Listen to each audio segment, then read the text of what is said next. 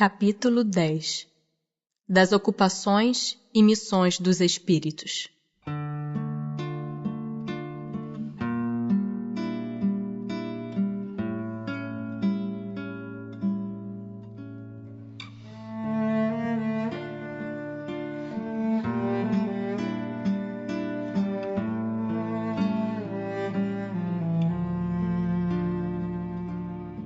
Alguma outra coisa incube aos espíritos fazer que não seja melhorarem-se pessoalmente?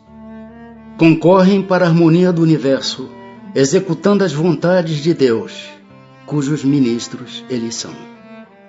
A vida espírita é uma ocupação contínua, mas que nada tem de penosa como a vida na terra, porque não há a fadiga corporal, nem as angústias das necessidades. Também desempenham função útil no universo os espíritos inferiores e imperfeitos? Todos têm deveres a cumprir. Para a construção de um edifício não concorre tanto o último dos serventes de pedreiro como o arquiteto? Tem atribuições especiais cada espírito? Todos temos que habitar em toda parte e adquirir o conhecimento de todas as coisas, presidindo sucessivamente ao que se efetua em todos os pontos do universo. Mas como diz o Eclesiastes, há tempo para tudo. Assim, tal espírito cumpre hoje neste mundo seu destino, tal outro cumprirá, ou já cumpriu o seu, em época diversa, na terra, na água, no ar, etc. São permanentes para cada um e estão nas atribuições exclusivas de certas classes as funções que os espíritos desempenham na ordem das coisas? Todos têm que percorrer os diferentes graus da escala para se aperfeiçoarem. Deus, que é justo, não poderia ter dado a uns a ciência sem trabalho, destinando outros a só a adquirirem com esforço. Já não tendo o que adquirir, os espíritos da ordem mais elevada se acham em repouso absoluto ou também lhes tocam ocupações? Que quererias que fizessem na eternidade? A ociosidade eterna seria um eterno suplício. De que natureza são as suas ocupações? Receber diretamente as ordens de Deus, transmiti-las ao universo inteiro e velar por que sejam cumpridas. São incessantes as ocupações dos espíritos? Incessantes, sim, atendendo-se a que sempre ativos são os seus pensamentos, porquanto vivem pelo pensamento. Importa, porém, não identifiqueis as ocupações dos espíritos com as ocupações materiais dos homens. Essa mesma atividade lhes constitui um gozo pela consciência que têm de ser úteis. Concebe-se isto com relação aos bons espíritos. Dar-se-á, entretanto, o mesmo com os espíritos inferiores? A estes cabem ocupações apropriadas à sua natureza. Confiais, porventura, ao obreiro manual e ao ignorante trabalhos que só o homem instruído pode executar? Haverá espíritos que se conservem ociosos, que em coisa alguma útil se ocupem? Mas esse estado é temporário e dependendo do desenvolvimento de suas inteligências. Há certamente, como há homens que só para si mesmos vivem. Pesa-lhes, porém, essa ociosidade, e cedo ou tarde o desejo de progredir lhes faz necessária a atividade, e felizes se sentirão por poderem tornar-se úteis. Referimo-nos aos espíritos que hão chegado ao ponto de terem consciência de si mesmos e do seu livre arbítrio, porquanto em sua origem todos são com as crianças que acabam de nascer e que obram mais por instinto que por vontade expressa. Atentam os espíritos em nossos trabalhos de arte e por eles se interessam? Atentam no que prove a elevação dos espíritos e seus progressos. Um espírito que haja cultivado na terra uma especialidade artística, que tenha sido, por exemplo, pintor ou arquiteto, se interessa de preferência pelos trabalhos que constituíram objeto de sua predileção durante a vida? Tudo se confunde num objetivo geral. Se for um espírito bom, esses trabalhos o interessarão na medida do ensejo que lhe proporcionem de auxiliar as almas a se elevarem para Deus. Demais, esqueceis que um espírito que cultivou certa arte na existência em que o conhecestes pode ter cultivado outra em anterior existência, pois que lhe cumpre saber tudo para ser perfeito. Assim, conforme o grau do seu adiantamento, pode suceder que nada seja para ele uma especialidade. Foi o que eu quis significar, dizendo que tudo se confunde num objetivo geral. Notai ainda o seguinte: o que no vosso mundo atrasado considerais sublime, não passa de infantilidade comparada ao que há em mundos mais adiantados.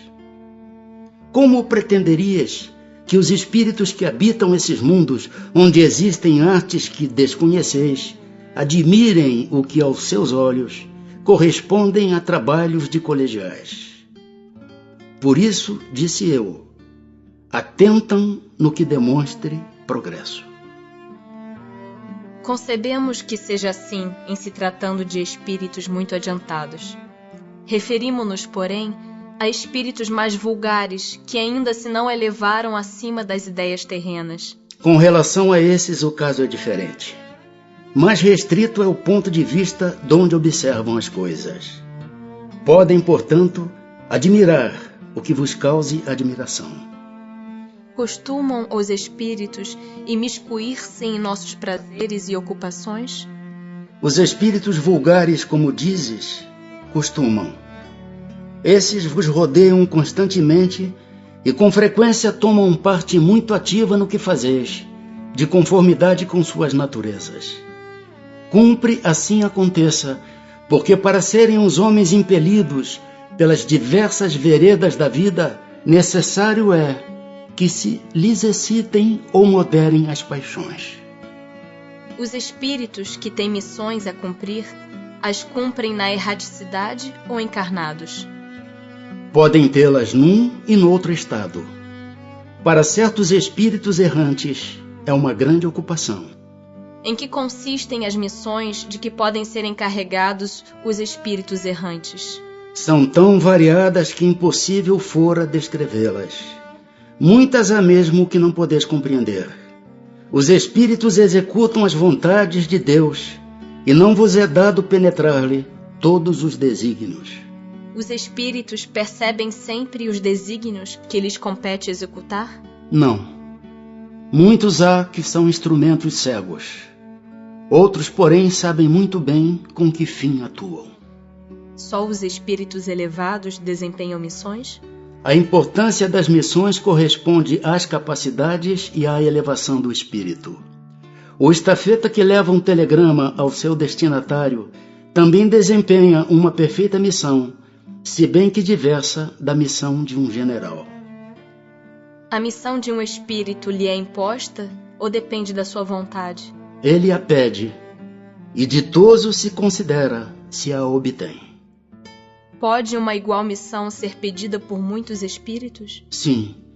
É frequente apresentarem-se muitos candidatos, mas nem todos são aceitos. Em que consiste a missão dos espíritos encarnados? Em instruir os homens, em lhes auxiliar o progresso, em lhes melhorar as instituições, por meios diretos e materiais. As missões, porém, são mais ou menos gerais e importantes. O que cultiva a terra desempenha tão nobre missão como o que governa ou aquele que instrui. Tudo em a natureza se encadeia. Ao mesmo tempo que o espírito se depura pela encarnação, concorre dessa forma para a execução dos desígnios da providência. Cada um tem neste mundo a sua missão, porque todos podem ter alguma utilidade. Qual pode ser, na Terra, a missão das criaturas voluntariamente inúteis? Há efetivamente pessoas que só para si mesmas vivem e que não sabem tornar-se úteis ao que quer que seja. São pobres seres dignos de compaixão, porquanto espiarão duramente sua voluntária inutilidade, começando-lhes muitas vezes, já neste mundo, o castigo pelo aborrecimento e pelo desgosto que a vida lhes causa. Pois que lhes era facultada a escolha, por que preferiram uma existência que nenhum proveito lhes traria? Entre os espíritos também há preguiçosos que recuam diante de uma vida de labor. Deus consente que assim procedam. Mais tarde compreenderão à própria custa os inconvenientes da inutilidade a que se votaram e serão os primeiros a pedir que se lhes conceda recuperar o tempo perdido. Pode também acontecer que tenham escolhido uma vida útil e que hajam recuado diante da execução da obra, deixando-se levar pelas sugestões dos espíritos que os induzem a permanecer na ociosidade. As ocupações comuns mais nos parecem deveres do que missões propriamente ditas. A missão, de acordo com a ideia a que esta palavra está associada, tem um caráter menos exclusivo, de importância, sobretudo, menos pessoal. Deste ponto de vista, como se pode reconhecer que um homem tem realmente na Terra uma determinada missão? Pelas grandes coisas que opera, pelos progressos a cuja realização conduz seus semelhantes.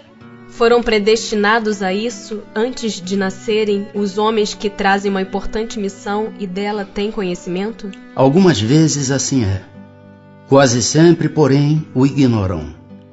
Baixando a terra, pressentem um vago objetivo. Depois do nascimento, de acordo com as circunstâncias, é que suas missões se lhes desenham às vistas. Deus os impele para a senda onde devam executar-lhe os desígnios. Quando um homem faz alguma coisa útil, a faz sempre em virtude da missão em que foi anteriormente investido e a que vem predestinado? Ou pode suceder que haja recebido missão não prevista? Nem tudo o que o homem faz resulta de missão a que tenha sido predestinado. A miudade, às vezes, é um instrumento de que se serve um espírito para fazer que se execute uma coisa que julga útil. Por exemplo, entende um espírito ser útil que se escreva um livro, que ele próprio escreveria se estivesse encarnado. Procura então o escritor mais apto a lhe compreender e executar o pensamento. Transmite-lhe a ideia do livro e o dirige na execução. Ora, esse escritor não veio à Terra com a missão de publicar tal obra. O mesmo ocorre com diversos trabalhos artísticos e muitas descobertas.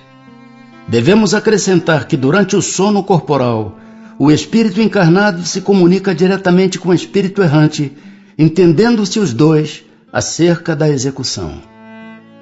Poderá o espírito, por própria culpa, falir na sua missão? Sim, se não for um espírito superior. Que consequências lhe advirão da sua falência? Terá que retomar a tarefa, essa a sua punição. Também sofrerá as consequências do mal que haja causado. Pois, se é de Deus que o espírito recebe a sua missão, como se há de compreender que Deus confie missão importante e de interesse geral a um espírito capaz de falir? Não sabe Deus se o seu general obterá vitória ou se será vencido? Sabe-o, acreditai. E seus planos, quando importantes, não se apoiam nos que hajam de abandonar em meio à obra. Toda a questão para vós está no conhecimento que Deus tem do futuro, mas que não vos é concedido. O espírito, que encarna para desempenhar determinada missão, tem apreensões idênticas às de outro que o faz por provação? Não, porque traz a experiência adquirida. Certamente desempenham missão os homens que servem de faróis ao gênero humano, que o iluminam com a luz do gênio. Entre eles, porém, alguns há que se enganam, que de par com grandes verdades propagam grandes erros. Como se deve considerar a missão desses homens? Como falseadas por eles próprios. Estão abaixo da tarefa que tomaram sobre os ombros. Contudo, necessário se faz levar em conta as circunstâncias.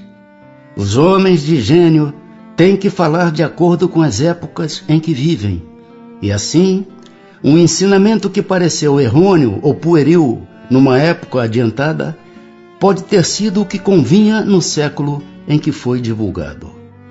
Pode-se considerar como missão a paternidade? É, sem contestação possível, uma verdadeira missão. É ao mesmo tempo grandíssimo dever e que envolve mais do que o pensa o homem, a sua responsabilidade quanto ao futuro. Deus colocou o filho sob a tutela dos pais, a fim de que estes o dirijam pela senda do bem, e lhes facilitou a tarefa, dando àquele uma organização débil e delicada que o torna propício a todas as impressões. Muitos há, no entanto, que mais cuidam de aprumar as árvores do seu jardim e de fazê-las dar bons frutos em abundância, do que de formar o caráter de seu filho. Se este vier a sucumbir por culpa deles, suportarão os desgostos resultantes desta queda e partilharão dos sofrimentos do filho na vida futura, por não terem feito o que lhes estava ao alcance para que ele avançasse na estrada do bem. São responsáveis os pais pelo transviamento de um filho que envereda pelo caminho do mal, apesar dos cuidados que lhe dispensaram? Não. Porém, quanto piores forem as propensões do filho, tanto mais pesada é a tarefa, e tanto maior o mérito dos pais se conseguirem desviá-lo do mau caminho. Se um filho se torna homem de bem, não obstante a negligência ou os maus exemplos de seus pais, tiram estes daí algum proveito? Deus é justo. De que natureza será a missão do conquistador que apenas visa satisfazer a sua ambição e que, para alcançar esse objetivo, não vacila ante nenhuma das calamidades que vai espalhando? As mais das vezes não passa de um instrumento de que se serve Deus para cumprimento de seus desígnios, representando essas calamidades, um meio de que ele se utiliza para fazer que um povo progrida mais rapidamente. Nenhuma parte tendo na produção do bem que dessas calamidades passageiras possa resultar, pois que visava um fim todo pessoal, aquele que delas se constitui instrumento tirará, não obstante, proveito desse bem? Cada um é recompensado de acordo com as suas obras, com o bem que intentou fazer e com a retidão de suas intenções.